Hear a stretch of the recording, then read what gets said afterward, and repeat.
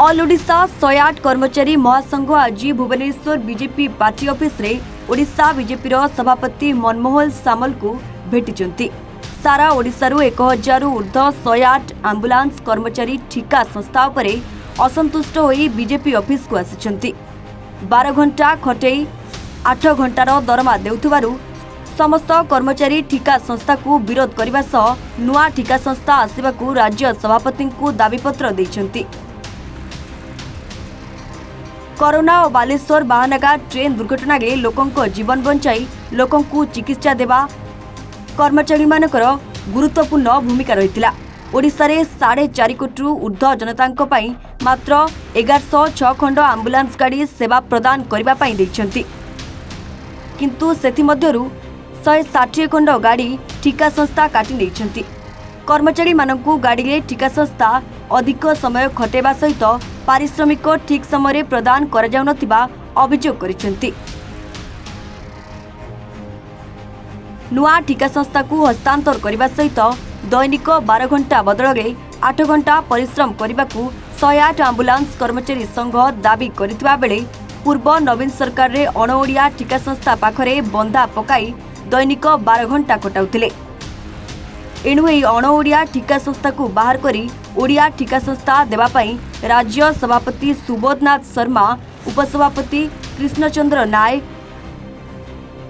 सह शताधिक कर्मचारी बीजेपी कार्यालय को जाई राज्य सभापति मनमोहन सामल को भेटी दाबीपत्र प्रदान करने सहित मुख्यमंत्री दृष्टि आकर्षण करने को निवेदन करिसेंती। आज आम ऑल ओडिशा 108 आंबुलांस कर्मचारी महासंघरू सारा 30 टी जिलूर प्राय 1000 पिला आम आसिकी भुवनेश्वर रे बीजेपी पार्टी ऑफिस रे आसिक पहुँची।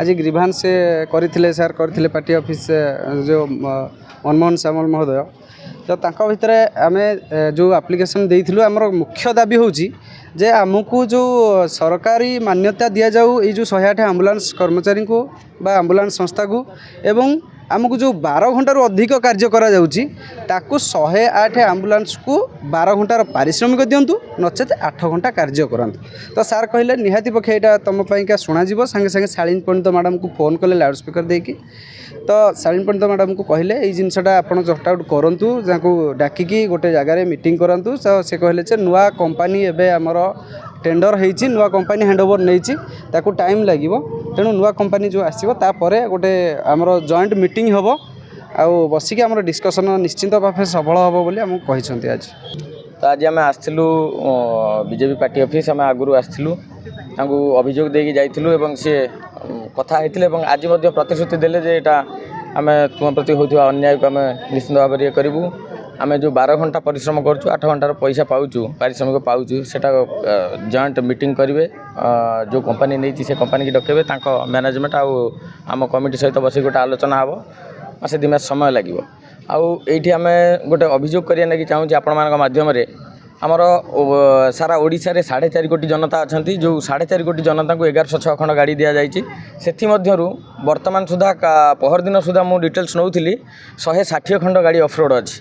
जदि 4.5 कोटी जनता को जदि 1106 खंड गाड़ी 160 खंड गाड़ी काटी दि जाए तेणु आ 950 खंड 940 खंड पाखापाखि रोचे गाड़ी, जो 940 खंड कि 160 खंडर माने कर्मर भार आंक उपर पड़ू जहाँकि पिला माने अनवरत खटुचंती माने रोगर शिकार होती एक्सीडेंटर शिकार होती माने रोगी भी मरुचंती आम कर्मचारी माने मरुचंती। तेणु एप्रति मु माननीय मुख्यमंत्री की मध्य अनुरोध करी एप्रति सचेतन हेबे एवं एप्रति ध्यान देकी काम करेंगे। आ प्रकृत में आमर जो गाड़ी गुड़िक चलुची से गाड़ी गुड़िक आपन जदि संपूर्ण भाव में नेबे जदि 100टी गाड़ी नि जाए ताने से 100टी गाड़ी 40टा गाड़ी की आरटीओ ऑफिसर फिटनेस सर्टिफिकेट दवा भी कष्टकर हो। तेणु से गाड़ी गुड़िक जो गुड़ाक चलवा परिस्थिति रे नहीं जो कंपानी के कंपानी मैंने नहीं चलाउछंती एमाने कौन होउछि एथिरे ना रोगी मानकर जीवन सह खेल खेल होउछि एवं आम जो कर्मचारी मैंने मध्य एथिरे मृत्युवरण करुछंती मृत्यु आहत होउछंती। एथिप्रति टिके आपनक माध्यम रे मु माननीय मुख्यमंत्री के अनुरोध करुछि एथिप्रति टिके ध्यान देले आम कर्मचारी माने बंचिबे एवं रोगी माने जो बाटरे हंतसंत होउछंती बाबा गाड़ी खराब होला बेलू जो मैंने हैरान होती से हैरान वंचित हे और रोगी मान जीवन भी बंचीज। ढेंकानालू अक्षय कुमार नंदन भुवनेश्वर ब्यूरो A1 ओडिशा।